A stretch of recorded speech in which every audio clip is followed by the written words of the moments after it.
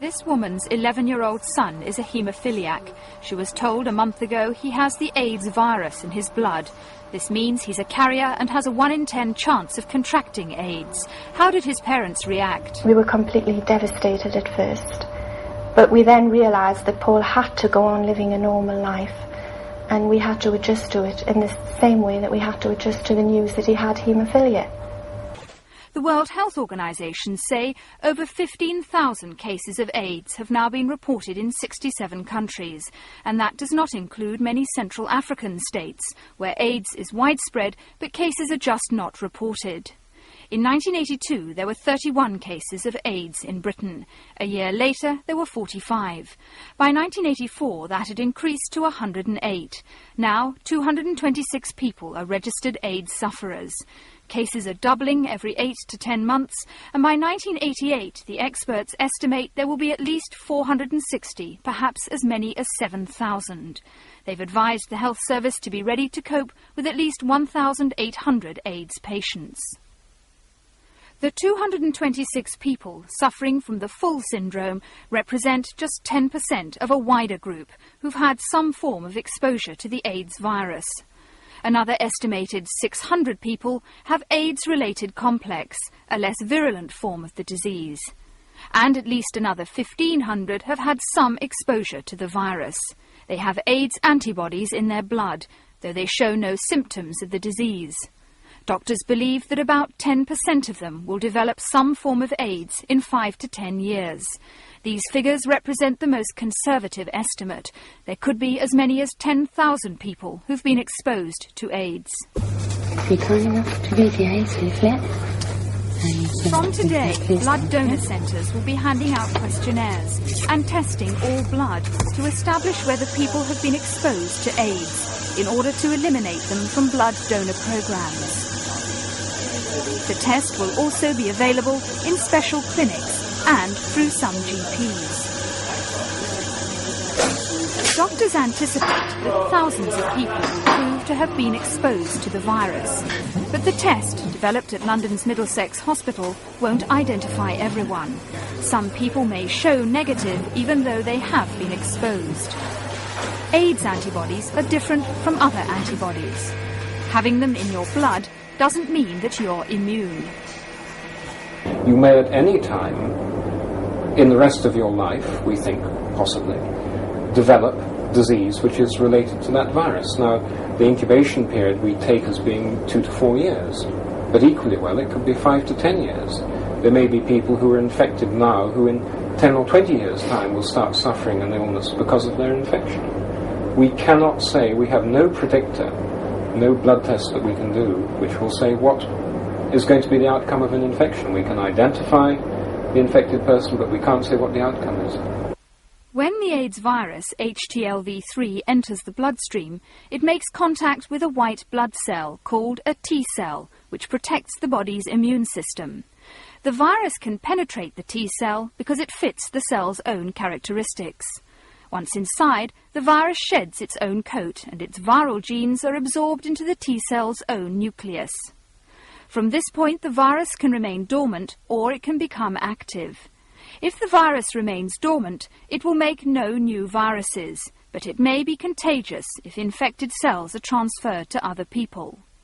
If the virus is activated, and no one knows exactly why that happens, then the infected T cell, under the orders of the viral genes in its nucleus, makes new viruses by budding. These enter the bloodstream to infect more T cells. At this stage, the disease is transmissible. As more cells are invaded, the body's immune system is disabled, and the full fatal syndrome may develop. It's thought the virus originated in the African green monkey. A monkey bite or insects could have spread the disease to humans. From Africa, AIDS travelled via the Caribbean to America and Europe. Scientists around the world are working on a vaccine, but they're unlikely to develop one in the next 5 years. There are several types of virus. It's proving difficult to isolate them all. So far, no drugs have been successful.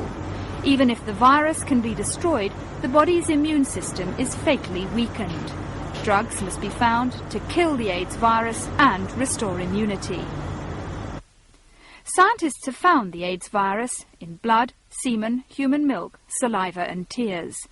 Doctors are certain it's passed on through the first 3. However, sharing a glass, kissing or using a swimming pool are thought to be safe. Unclean toilet seats are not a risk. Neither is being in close proximity to an AIDS victim if he coughs or sneezes.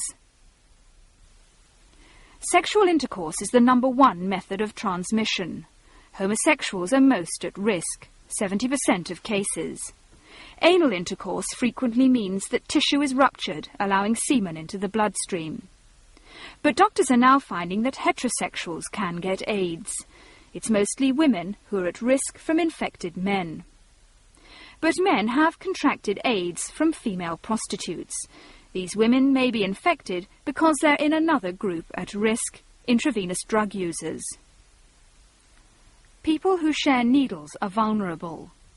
When a victim passes a needle to another addict who uses it immediately, infected blood can enter his vein.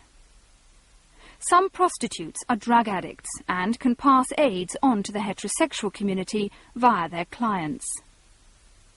The third category at risk are people who receive blood transfusions. Infected donor blood can give the recipient AIDS. And haemophiliacs who receive contaminated blood products have contracted AIDS. In this country, 30 have the disease, 3 have died, and thousands have the antibodies. And lastly, babies can be infected in the womb via the mother's blood and later through her milk if she has AIDS. So far, only a few children have caught the disease from adults, but doctors fear the numbers will increase. Haemophiliacs are proportionately the worst affected group. Newcastle has one of Britain's largest haemophiliac centres. 76% of their 143 patients have the AIDS virus. 3 wives are also infected.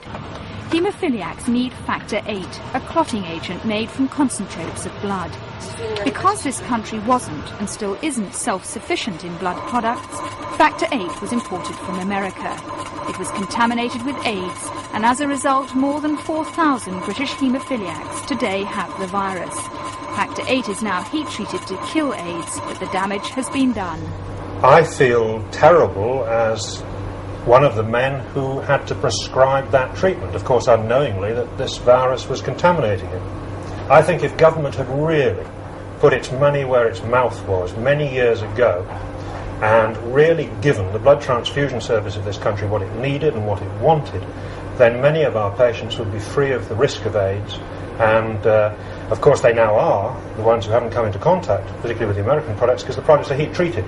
But before that they would have only had British products, and all the evidence is that those were predominantly safe. Within the family, I am talking to a few people, but obviously I feel you have to be very careful who you speak to and just what you say, because you can't gauge their reaction. Yes. Haemophiliac children and their parents say they've become social outcasts because of the general hysteria surrounding AIDS. Our children are no threat to other children. Haemophiliacs, because they are a high-risk group, have in the main been tested for this virus. There are thousands of people walking the street who haven't been tested but who are carrying the virus. Yet haemophiliacs have been singled out to be discriminated against. How do you feel about that? I feel very bitter about it. We just want to watch our son grow up normally. He's an intelligent child. We want to see him develop into a useful human being. We just want him to be normal. Okay, that's fine, thank you.